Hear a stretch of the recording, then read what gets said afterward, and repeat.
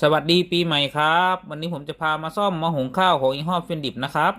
อาการเสียของเครื่องกดปุ่มสายงานได้เป็นบางปุ่มนะครับเดี๋ยวนำมาเทสเครื่องกันครับมีไฟติดตรงปุ่มอุ่นนะครับตามที่ผมวงไว้ลองกดปุ่มต่างๆดูครับหุงข้าวมาตรฐานไม่สามารถกดได้นะครับทำโจ๊กทำซุปกดติดนะครับปุ่มอุ่นร้อนกดเคลียร์ก่อนครับกดปุ่มอุ่นร้อนกดไม่ได้นะครับข้าวอบหม้อดินไม่สามารถกดได้นะครับทำเค้กกดไม่ได้นะครับหุงข้าวเร็วกดไม่ได้นะครับทำซุปทำโจ๊กกดติดนะครับแสดงว่าหน้าเครื่องสามารถกดได้เป็นบางปุ่มนะครับอาการเสียตามที่แจ้งเดี๋ยวผมพาแกะเข้าไปด้านในเครื่องนะครับเพื่อหาสาเหตุว่าสาเหตุที่ปุ่มหน้าเครื่องกดไม่ได้เกิดจากสาเหตุอะไรนะครับขั้นตอนแกะเครื่องถอดน็อตใต้ฐานเครื่องออกให้หมดครับ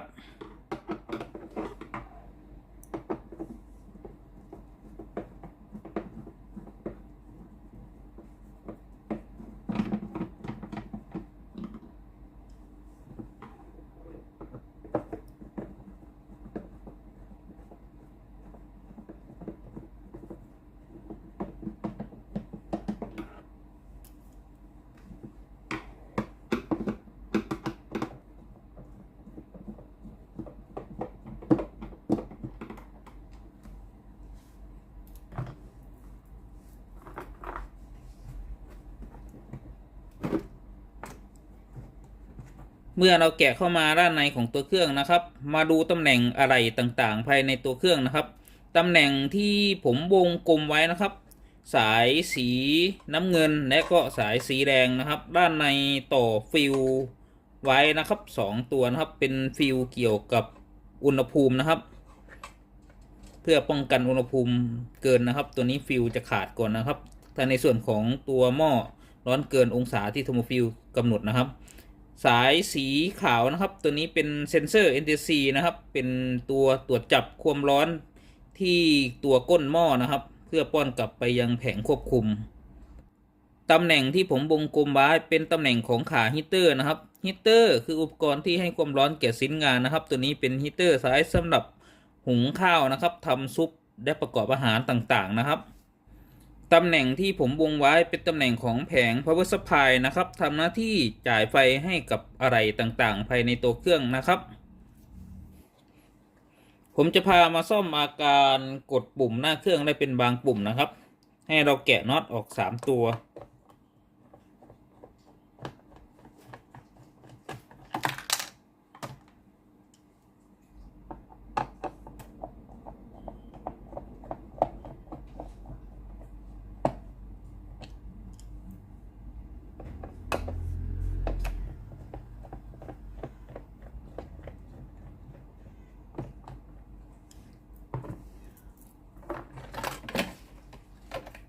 เมื่อเราถอดแผงบอร์ดออกมาแล้วนะครับบอร์ดด้านหน้าจะเป็นแผง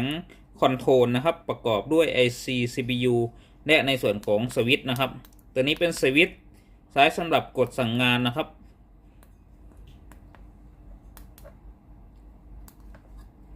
ส่วนแผง power นะครับประกอบด้วยในส่วนของตัว D-Day สีดำนะครับไฟจะจ่ายเข้ามาเลี้ยงในส่วนของแผง power ผ่านทางสายไฟเส้นสีน้ำเงินและก็สายไฟเส้นสีแดงนะครับตัวนี้เป็นไฟบ้านนะครับที่จ่ายมาจุดนี้นะครับเมื่อเราวัดไฟเทียบกันนะครับระหว่างสายไฟเส้นสีน้ำเงินและก็สายไฟเส้นสีแดงนะครับตัวนี้จะต้องมีไฟจ่ายมานะครับในกรณีที่มีไฟจ่ายมาจุดนี้นะครับให้เรามาตรวจสอบในส่วนของโทโมฟิลนะครับตำแหน่งที่ผมวงไว้นะครับซึ่งจะฝังอยู่ด้านในของบัตทอมเซนเซอร์นะครับอาการเสียของเครื่องปุ่มด้านหน้าสามารถกดใช้งานได้เป็นบางปุ่มลำดับแรกเลยให้เราตรวจสอบในส่วนของสวิตช์ปุ่มกดนะครับ ว่ามีปัญหาหรือเปล่าให้วัดค่าความต้านทานนะครับเดี๋ยวผมจะถอดออกจากวงจรนะครับเพื่อมาตรวจสอบด้านนอกปรับตั้งมิเตอร์วัดค่าความต้านทานอยู่ที่คูณ1ผมจะพามาวัดค่าความต้านทานของสวิตช์นะครับสวิตช์เป็นลักษณะกดติดปล่อยดับนะครับก็คือเวลาเรากดปุ่มนะครับเข็มมิเตอร์จะต้องขึ้นนะครับสภาวะเรากดเมื่อเราปล่อยเข็มมิเตอร์จะต้องลงนะครับ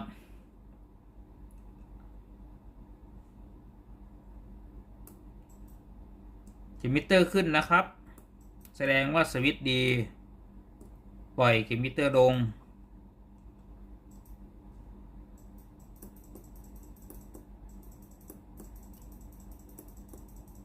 กดติดบ้างไม่ติดบ้างนะครับ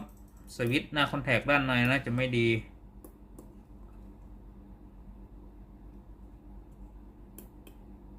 กดไม่ขึ้นเลยนะครับ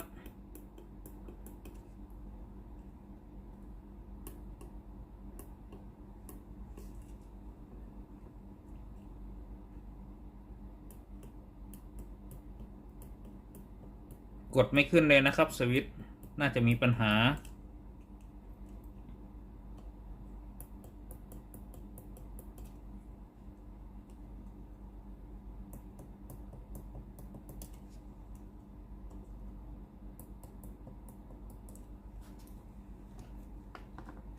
สวิตช์ฝั่งนี้ไม่ดีหมดเลยนะครับ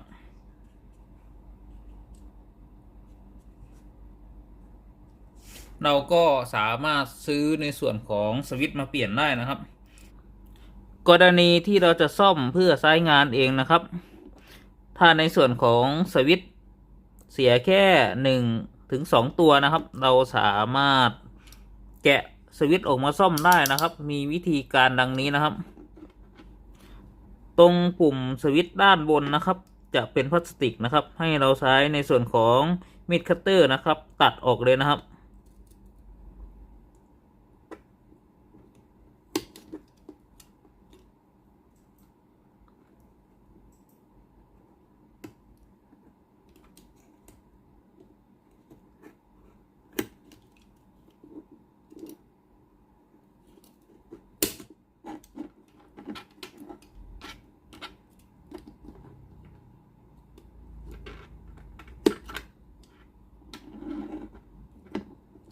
ให้เรานำเหล็กด้านบนออกนะครับ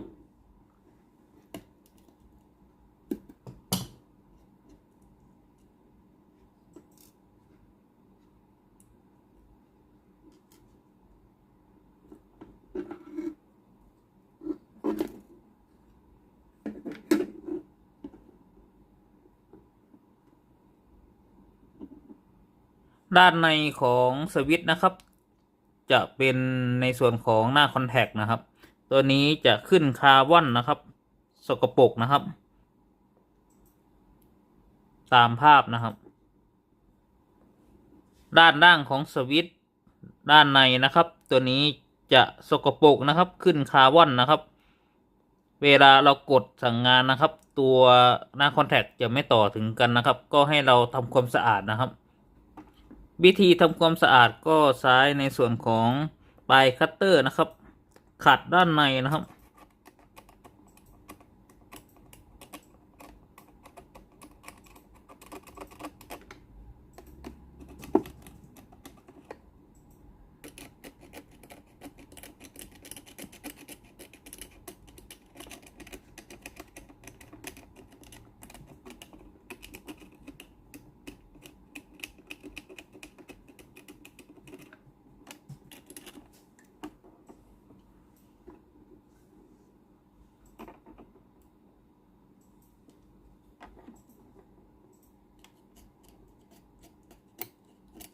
ส่วนที่เป็นหน้าคอนแทคนะครับก็ขัดทำความสะอาดออกนะครับขูดออก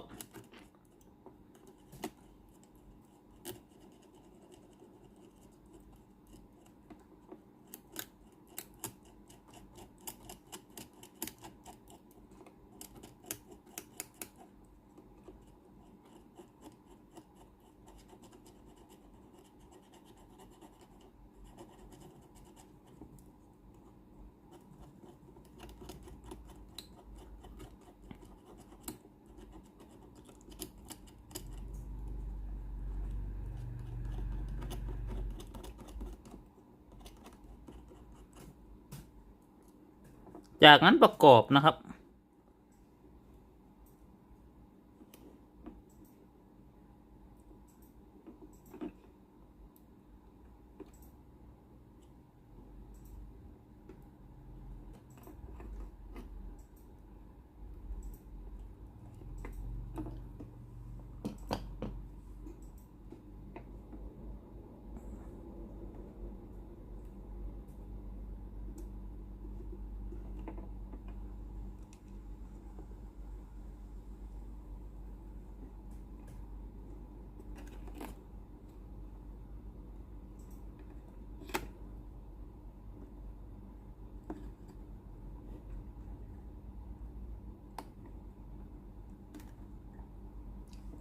จากนั้นให้เรานำกาวร้อนหรือกาวซ้างนะครับ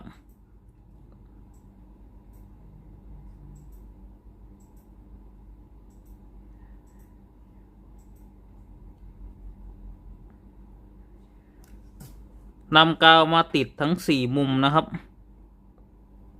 ที่เป็นพลาสติก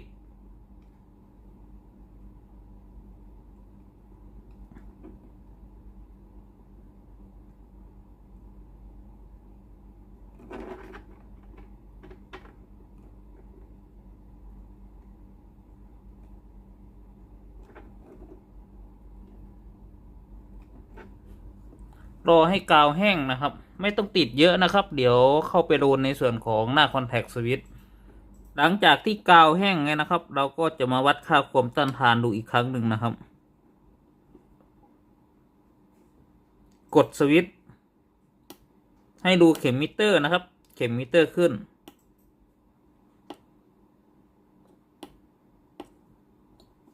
แสดงว่าสวิตช์ที่เราขัดในส่วนของหน้าคอนแทคนะครับสามารถใช้งานได้นะครับในกรณีที่สวิตช์เสียแค่1ตัวนะครับเราไม่อยากเปลี่ยนใหม่เราจะสามารถ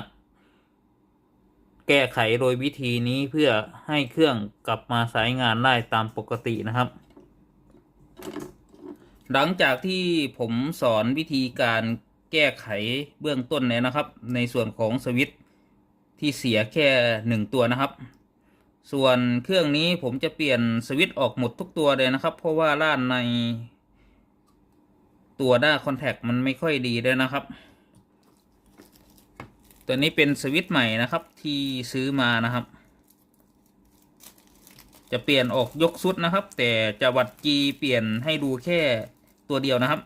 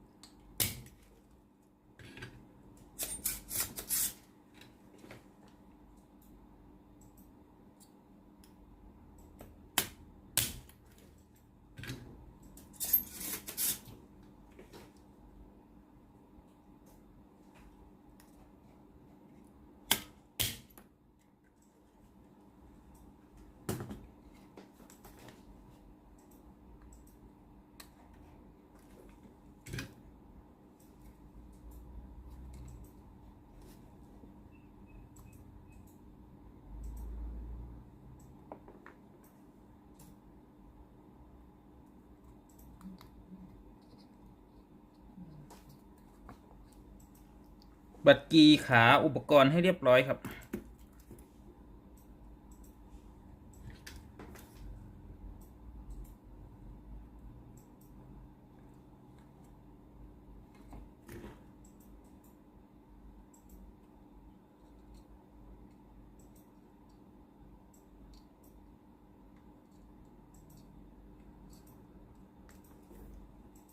หลังจากที่เราเปลี่ยนสวิตช์เสร็จเรียบร้อยทุกตัวเลยนะครับก็ให้เราล้างปิ้นด้วยทินเนอร์นะครับ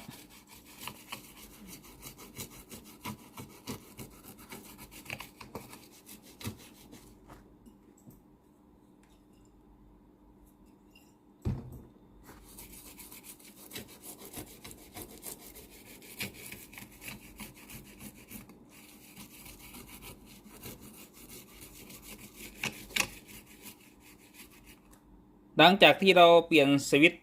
เสร็จเรียบร้อยแล้วนะครับเดี๋ยวเรามาเทสในส่วนของปุ่มอีกครั้งหนึ่งนะครับเสียบสายแพรเข้าไปในวงจรจากนั้นให้เราเสียบปลั๊กไฟนะครับจะมีไฟกระพริบที่หลอด LED นะครับตามคลิปวิดีโอให้เรากดสั่งงานดูนะครับว่าปุ่มไหนไม่สามารถกดสั่งงานได้อีกหรือเปล่านะครับให้สังเกตหลอดไฟนะครับถ้าปุ่มสามารถใช้งานได้หลอดไฟจะต้องติดนะครับ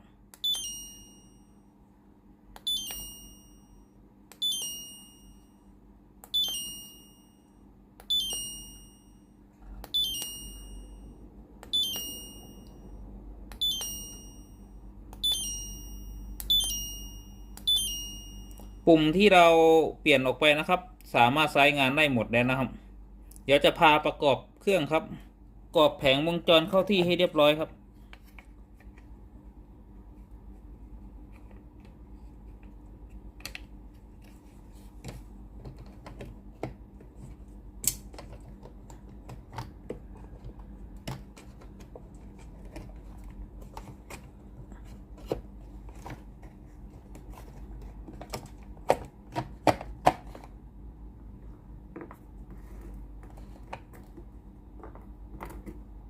ขันน็อตให้เรียบร้อยครับ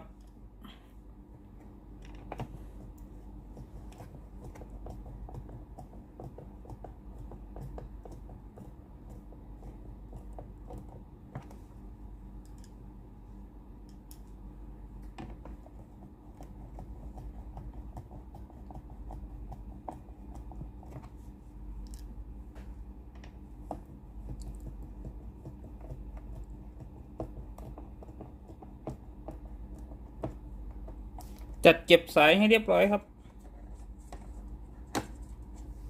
ประกอบโครงเครื่องครับ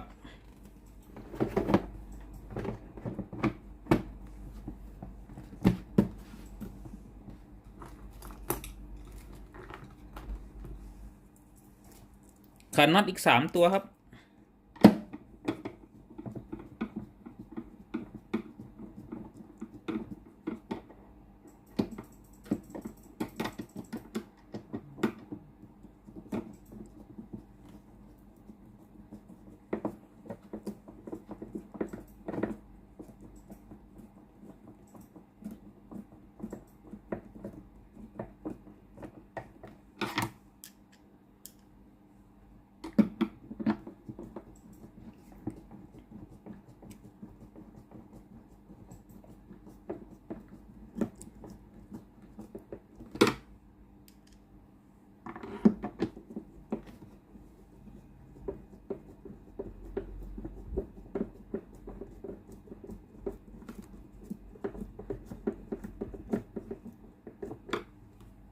หลังจากที่เราประกอบเครื่องเสร็จเรียบร้อยแล้วนะครับเดี๋ยวเรามาเทสระบบเครื่องกันอีกครั้งหนึ่ง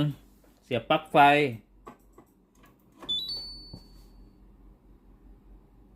ลองกดสั่งงานปุ่มต่างๆดูครับ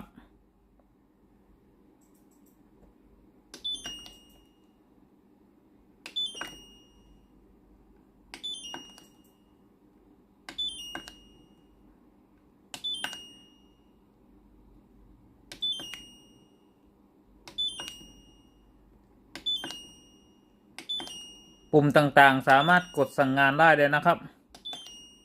เดี๋ยวลองหุงข้าวดูครับว่าน้ำด้านในจะเดือดหรือเปล่า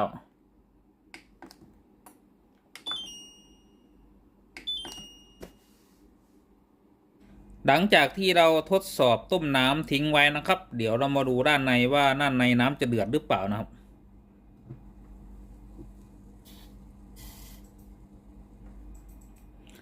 สรุปอาการเสียของหม้อหุงข้าวยี่ห้อฟิลิปอาการสั่งงานด้านหน้าเครื่องไม่ได้อะไรเสียสวิตช์ขอบคุณครับที่รับชมคลิปวิดีโอครับขอบคุณมากๆครับฝากกดไลค์กดแชร์กดติดตามให้ด้วยนะครับเจอกันใหม่คลิปหน้าครับสวัสดีครับ